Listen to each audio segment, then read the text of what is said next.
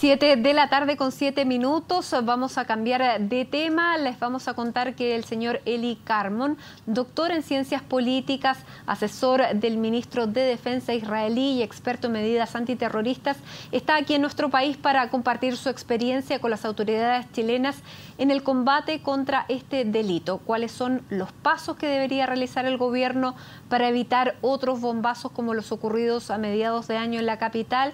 Sobre este y además otros temas vamos a conversar con el especialista en temas de terrorismo y violencia, lo decíamos, el señor Eli Carmon.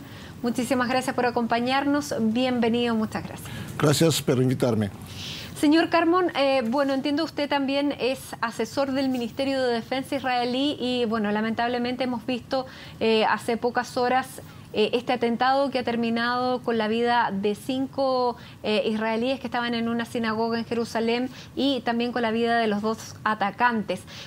¿Cómo toma usted esta situación de violencia que se ha visto el día de hoy? ¿A qué la atribuye? Y principalmente, ¿por qué no se ha resuelto este tema después de este conflicto tan grande que hubo este año en la Franja de Gaza? Este es una ola de violencia que empezó con el asesinato de 3 jóvenes israelíes en Cisjordania en junio y después la acción contra Hamas en Gaza.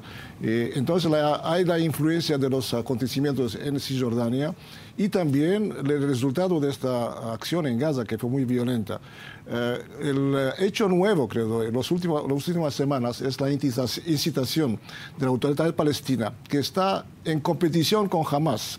Hamas está intentando tomar control posiblemente en Cisjordania. Entonces, Abu Mazen, el presidente de la autoridad palestina, empieza a incitar contra Israel en una lucha por la influencia dentro de la población palestina contra Hamas y también en el cuadro de su plan diplomático para el reconocimiento de Palestina como un Estado con Jerusalén como capital. Entonces, esta violencia debe influir la comunidad internacional a reconocer que Jerusalén es una parte del Estado palestino. Ahora, usted lo atribuye a rencillas internas entre los mismos palestinos, pero hemos visto durante hoy y durante las últimas semanas que en el fondo la seguridad en Jerusalén y en Israel se ha visto vulnerada, porque no solamente fue el hecho de hoy, sino que también hemos visto ataques de personas que han fallecido víctimas de atropellos de palestinos. Sí. ¿Están flaqueando las medidas de seguridad al interior de Israel? Estos métodos fueron utilizados 10 años atrás y 15 años atrás, no es algo nuevo, pero esta ola es más importante tal vez a causa de la incitación, a causa del hecho que los palestinos sufrieron durante la operación en Gaza y también porque hay un ciclo de violencia. Cuando hay acciones o provocaciones de israelíes, esto influye sobre los palestinos. El hecho que son individuos que hacen estas acciones, eso implica que las organizaciones no tienen suficiente control o suficiente influencia, que no hay una infraestructura para hacer, por ejemplo, ataques suicidas como lo hicieron durante la segunda intifada con decenas de muertos cada día. Entonces, ¿hubo errores entonces usted reconoce en la extrema violencia que se produjo en la Franja de Gaza, donde aquí teníamos las cifras, murieron 2.140 en la Franja de Gaza, 76 en el territorio israelí? Según nuestras investigaciones académicas, ¿no?, del gobierno, 47% de 2.100 son combatientes de Hamas y del Yihad Islámico Palestino. No son solo mujeres y niños o viejos. Una gran parte de estos no aparecieron jamás en los vídeos que fueron tomados en Gaza porque jamás no quería que aparecen estos combatientes. Muy bien. Vamos a dejar lo que está ocurriendo en Israel. Vemos que es una situación que además está en desarrollo. La 5ª víctima recién conocimos de ella y vamos a conversar sobre su razón de estar aquí en el continente americano. Aquí en Chile durante este año y durante los últimos años se han venido produciendo ataques con artefactos explosivos que, bueno, en comparación son de digamos, de facturación casi domiciliaria, casi casera. Sí. Pero es un fenómeno que está preocupando en nuestro país y en el cual el gobierno se ha empeñado en combatirlo. Usted tuvo reuniones con las autoridades chilenas. ¿Cuál es el diagnóstico que tiene usted sobre el fenómeno que está ocurriendo en Chile? ¿Son grupos, efectivamente, como decimos acá, anarquistas o corresponde a un tipo de terrorismo en ciernes? A mí, mi opinión, es un terrorismo incipiente, muy parecido fue lo que pasó en Europa en los años 60 y 70, cuando pequeños grupos de extrema izquierda, pero eran en realidad anarquistas, los llamamos anarcocomunistas en esta época, empezaron acciones violentas contra la guerra de Vietnam, pero esto poco a poco se transformó en un terrorismo mucho más letal.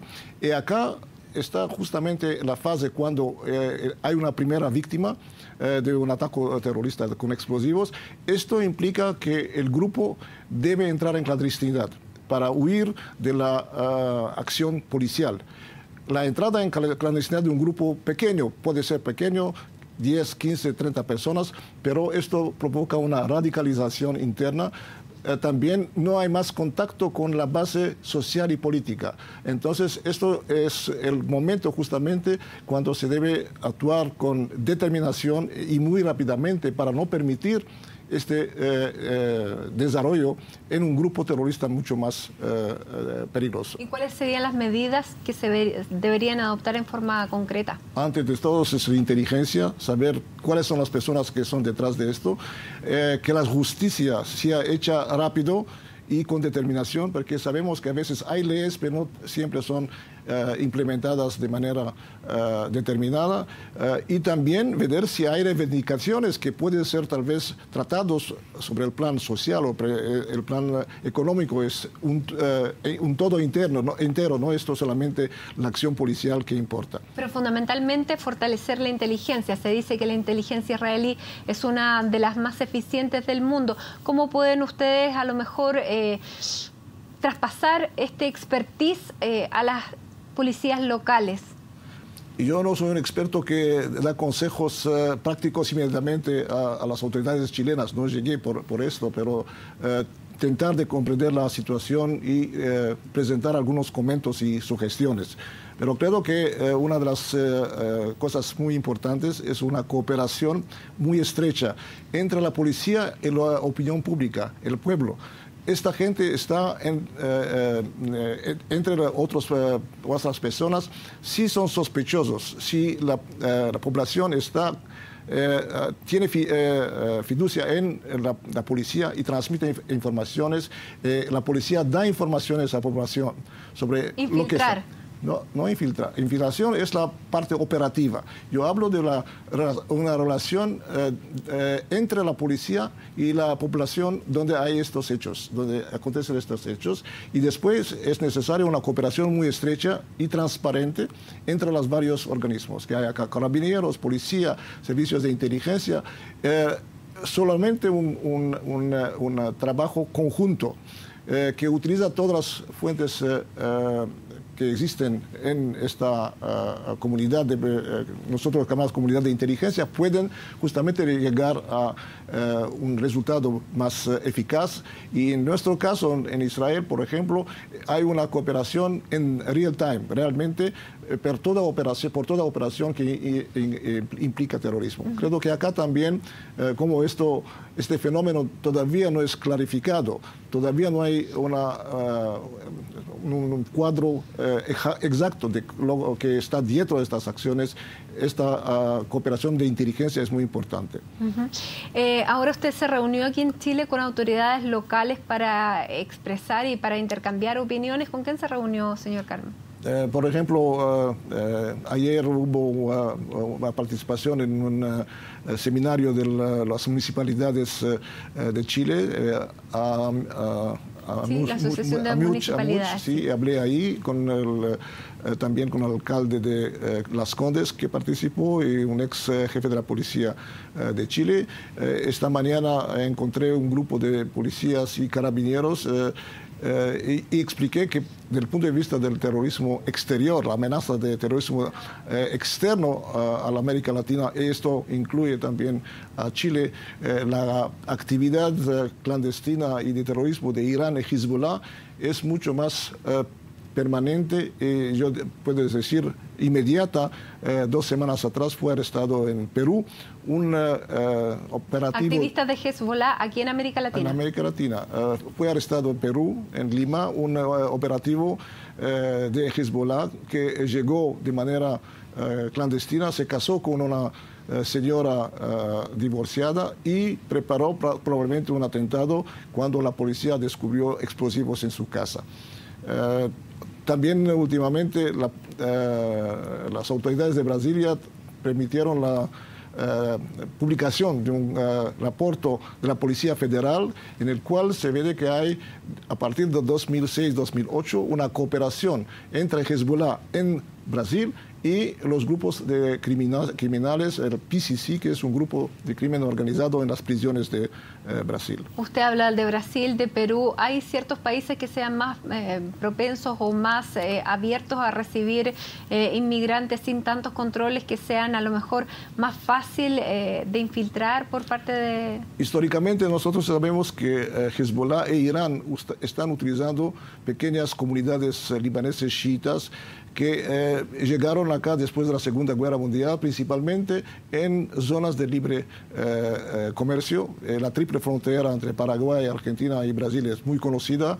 Tal vez fue implicada en el gran atentado contra el edificio de AMIA, y también hubo en 2002-2003 arrestos acá, investigación en Iquique de un grupo que era en conexión con el grupo de la Triple Frontera.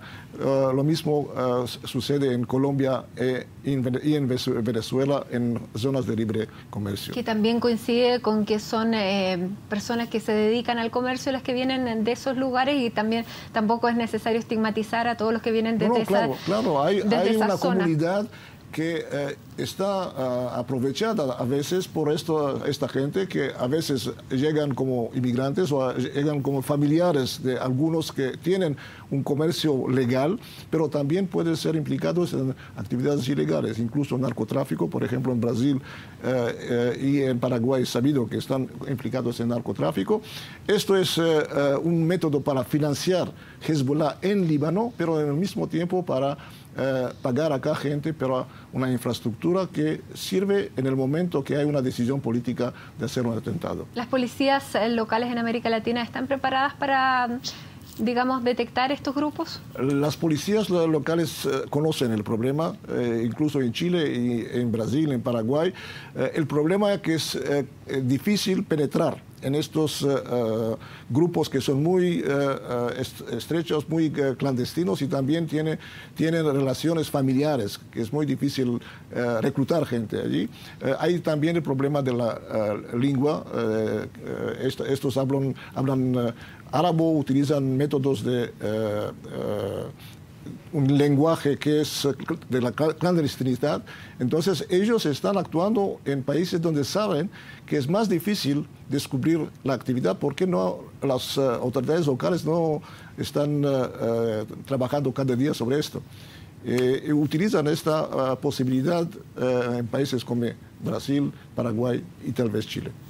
Señor Carmon, le queremos agradecer su presencia aquí. Muchísimas gracias. Él, recordemos, es analista internacional, doctor en ciencia política, y además es uno de los actuales asesores del ministro de Defensa israelí. Muchísimas gracias por estar con nosotros. Del Ministerio. Muchísimas gracias. Gracias a ustedes. Son las 7 de la tarde con 20 minutos. Hacemos una pausa, ya regresamos.